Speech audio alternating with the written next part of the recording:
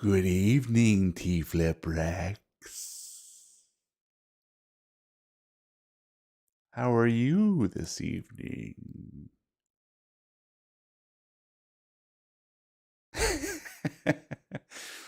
This is a program called Animes, and it allows you to create these avatars. And I thought this would be fun for Halloween. All right. I'm drinking a little bit here before we begin.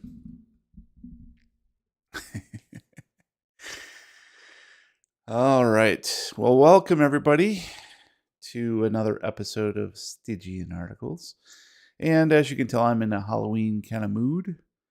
And just the other morning, I returned from vacation where I had expected to write some fiction, and that never happened. I was out too much doing other interesting things and never really got an opportunity to write anything. So I woke up, I think Monday morning, and I was like, well, I probably need to write something, or I really wanted to, anyways.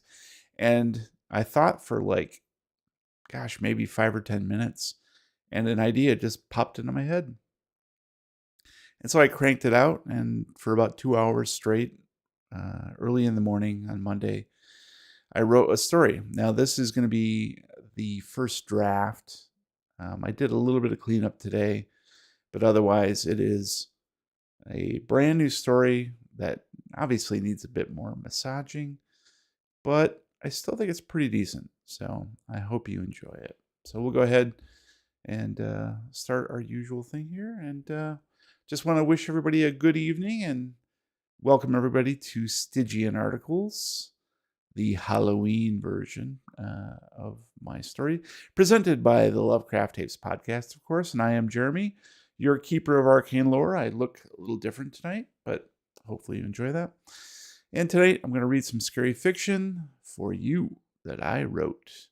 Now, I do need to let you know that listener discretion is advised. The stories I read and write will often contain extreme horror, violence, language, and other adult themes. Watch and listen at your own risk. Really getting into the pumpkin thing. Now we begin tonight's tale. In Stasis. By me.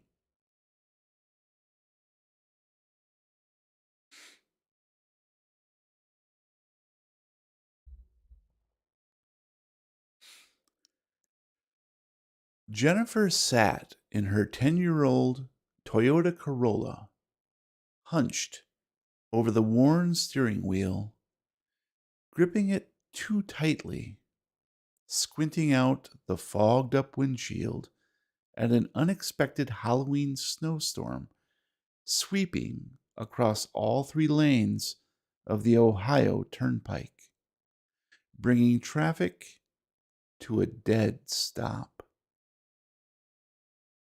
She breathed her younger sister's name, the single syllable seething from behind clenched teeth. Beth. This was Beth's fault. All of it. The venerable car's wipers swept away the heavy, wet slush every few seconds with resigned indignation. Jennifer had been thinking about getting a new vehicle for a while. The body on this one was pitted with rust, the engine prone to sluggishness when there was even a hint of moisture in the air. Tires had to be inflated almost weekly. Had she remembered to fill them up before her 3-hour drive? Probably not. Thankfully, the low air light hadn't gone on. Yet. Most importantly, however, she'd forgotten to replace the wiper blades from 2 seasons ago. Now the rubber scudded noisily across the glass, leaving smeared arcs in her line of vision, a constant reminder of her neglect. She was a good older sister. It wasn't her fault she hadn't visited Beth for over a year. This fucking pandemic made everything infinitely more complicated. Sure, she hadn't really gone out of her way to make this trek prior to the outbreak, but neither had her sister. Work. That was always the excuse they gave each other. Work and relationships. Or rather, failed relationships. Beth hadn't dated at all since her divorce 6 years ago. She claimed to prefer living alone, unless you counted her Siamese cat, Sammy. I'm not so different, Jennifer thought, while watching the blinking red-yellow hazard lights of the semi-truck directly in front of her car. She'd broken off her 9-year engagement to Josh just prior to the lockdowns and couldn't even begin to consider seeing anyone else in this radically changed world. Sure, she got horny. She was human after all. But the thought of someone breathing on her? It made her libido shrink inward like a moray eel retreating into its protective cave. In fact, that's how she dealt with the isolation all this time. Bolt the doors and windows, peer out at the neighbors, get goods and groceries delivered by a faceless, nameless person directly to her front stoop. Everything else was virtual. Zoom calls, texts, digital movie watch parties on Discord. Even when the powers that be lifted restrictions, Jennifer maintained her self-imprisonment. She'd grown accustomed to herself, and only herself, inhaling and exhaling in her own private environment, occasionally screaming silently at her disheveled reflection in the mirror until one of them broke down in tears or laughter. But now, finally, she was venturing out into society again to see her sister, perhaps for the last time.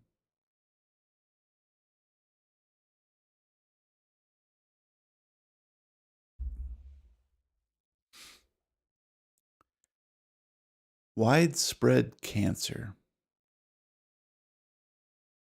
Ovarian, colon, bladder. A real variety pack assortment of surprises when they opened Beth up.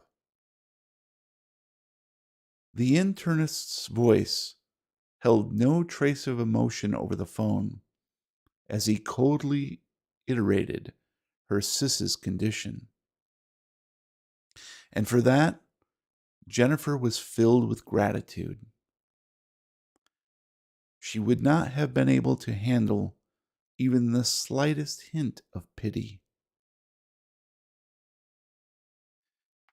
Evidently, Beth had experienced severe cramping for 2 weeks before she consulted a physician. The doctor dismissed it as premenopausal, prescribing over-the-counter meds and making an appointment for the following month. 2 days later, Beth collapsed at work and underwent emergency surgery where they discovered the tumors growing inside, out of control. Nothing to be done except cut, excise, exhume. None of that worked, of course. The cancer had far too long gone untreated, metastasizing rapidly until it had a firm hold of her inner organs.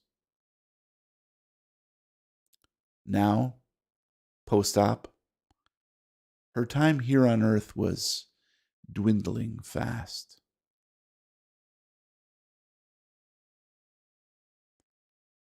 Jennifer blinked away icy tears before they could spill down her reddened cheeks. What the fuck? Why was it so freezing in this goddamn car? She checked the heater and it was blowing full blast, but the air being pushed through the vents was chilly. Great. Now she'd definitely have to have it get serviced. Or had the exterior temperatures become so extreme that the vehicle couldn't keep up? The storm did appear to be worsening. Through the mesmerizing cascade of snowfall, she could barely make out the truck in front of her and could no longer see any of the other cars in the other lanes.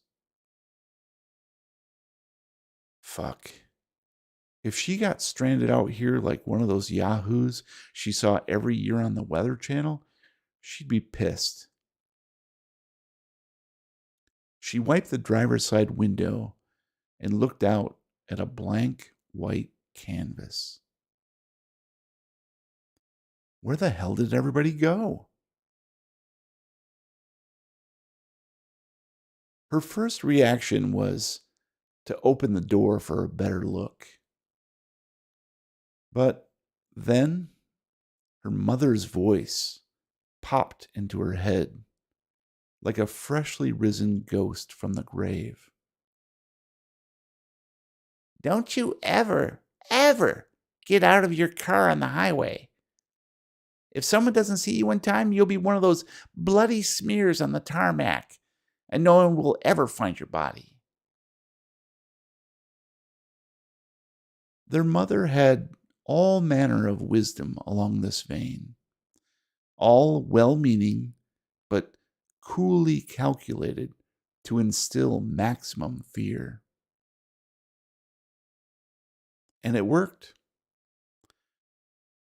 Jennifer had never used a metal butter knife to pull a reluctant piece of butter from the toaster. She'd never gone swimming less than 30 minutes after eating. And she wasn't about to step out onto a highway now, stalled traffic or otherwise. Her hand strayed away from the door handle. Surely the snow would let up any minute to give her a better glimpse of the outside world. She waited patiently.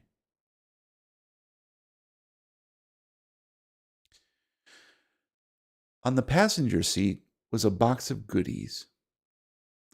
You can't have Halloween without goodies, right? She'd purchased Junior Mints with the special limited edition black and orange fillings, bite-sized Butterfinger candy bars, plastic glow-in-the-dark vampire fangs intended for tiny mouths, and, of course, candy corn. Lots and lots of candy corn. That was Beth's favorite. How she'd be able to enjoy any of these things while hooked to a respirator was something Jennifer hadn't yet seriously considered. In fact, it didn't cross her mind at all. She simply stared down at the treats reminiscing with a faint smile on her lips. Jennifer's stomach grumbled. How long had she been parked on this highway now? 20 minutes? An hour? She couldn't recall when they'd stopped. Maybe she'd have just one miniature Butterfinger to quell her burgeoning hunger, keep it at bay. Instead, she ate two.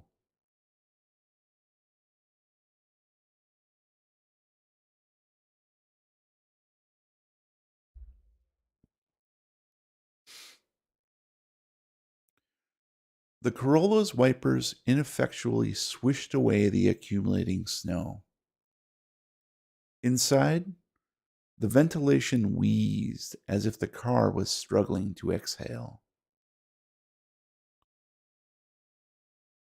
Halloween had always been a special time for the two sisters. Even though they were a year apart, they'd dress up in homemade matching costumes, be they witches or princesses or, for some reason, identical supergirls. Then go door to door, raking in the free candy, which their parents would dutifully inspect and dole out over the next few weeks until it was deemed the treats had gone bad, then tossed out, much to the sisters' collective dismay. In later years, at college, they drifted away from one another, instead sending cell phone snapshots of separate spooky season activities. And then, post-college, living in two different states, their interactions dwindled to thumbs up and hearts on social media. Lately, though, only the occasional terse text was offered up as proof of life during the pandemic. Their parents were long dead, and any extended family was lost to time or failure to communicate. Neither of them had children to continue the family name. Not that legacy was important to either of them. All they had left before fate and circumstance erased even this modicum of comfort was each other.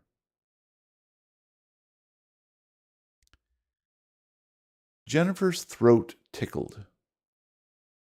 She coughed once, covering her mouth with her hand, as health officials had recommended for time immemorial, and was surprised to find a fairly large chunk of chocolate-coated peanut butter nougat in her palm.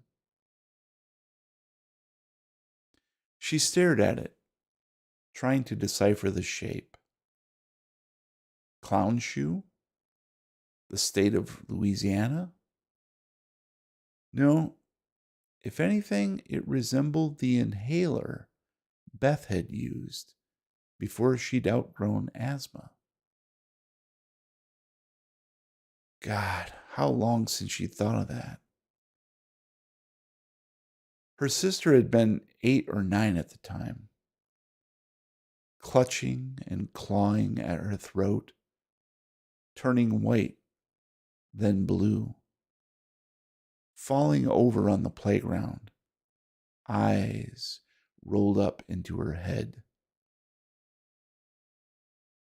The ambulance came and carted her away to the hospital, where she remained for over 60 days, getting treatment under observation. Jennifer could still remember riding away in the back seat of the family station wagon after one of their visits, her little sister waving goodbye forlornly through a window on a high floor of the ward where she'd been sequestered. The image racked her with guilt, even now.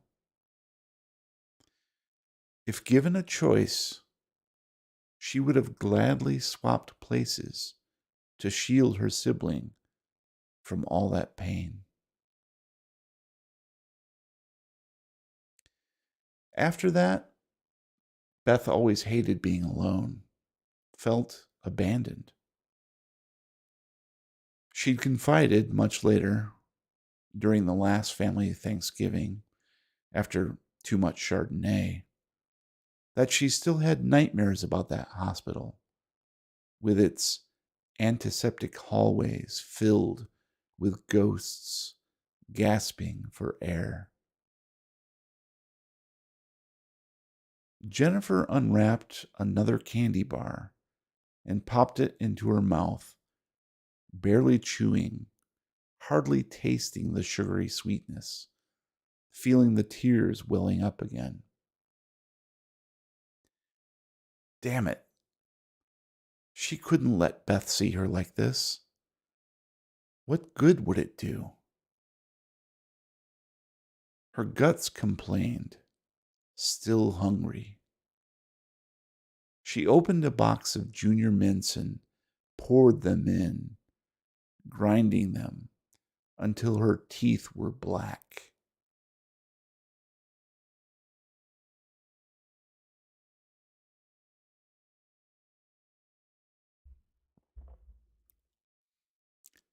Outside, the snow piled up. The wiper blades were frozen in place, their once constant motion now restricted to an intermittent palsied twitch. Ice crystals began to form on the windshield's interior. Jennifer could see her breath like plumes of cotton candy, hanging in the air like a silent ghost. She hated it. She unwrapped another Butterfinger. It wasn't fair. After escaping fate once, Beth didn't deserve to lapse back to where she'd suffered in her adolescence, hooked to machines. The threat of a lonely death, only too real this time. Jennifer felt grief and indignation swell in her breast, even as she began putting one candy corn after another past her lips, swallowing. As October froze outdoors, her mind fixated on that static image of her sister at the window, hand held high in farewell. Halloween's will never be the same, she thinks. Then somebody knocks on the passenger door. It's an Ohio State trooper, young and handsome, dressed in dark blue with a heavy coat pulled over his uniform. She can see his badge through the window, and it is shiny gold. He pulls open the door and leans in, looking at her with concern. "Ma'am, do you need assistance?" he asks. But all she can focus on is the fact he's breathing his air into her car. In response, tears flowing freely down her face, once white, now turning blue, she pushes a single candy corn with one finger into her already stuffed mouth. Trick or treat, she yells joyfully. But in actuality, she says nothing at all because her throat bulges abnormally, hermetically sealed. With a last lurch, the car finally stalls and is silent.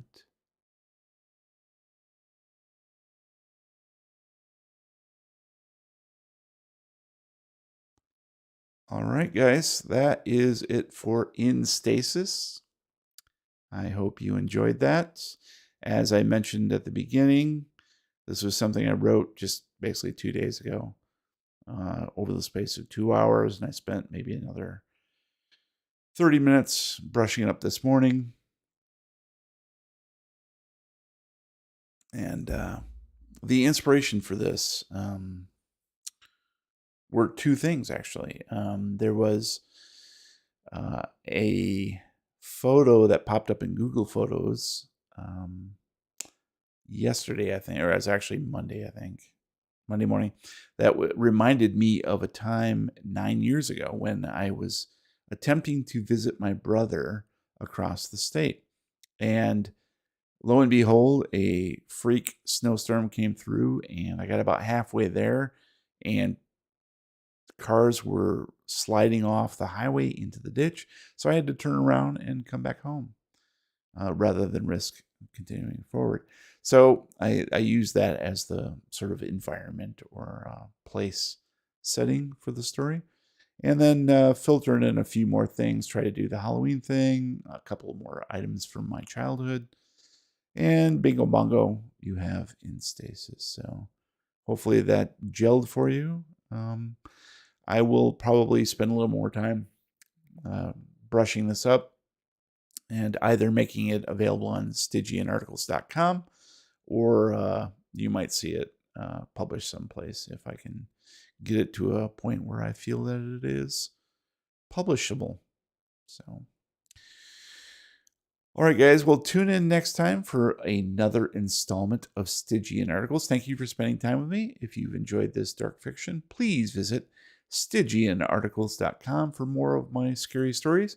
And of course, lovecrafttapes.com for fresh episodes of our Call of Cthulhu actual play podcast, which we will be creating probably in late December and then publishing in January. That's the spot we're at.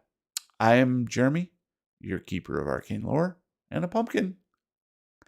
Wishing you sweet dreams. Good night.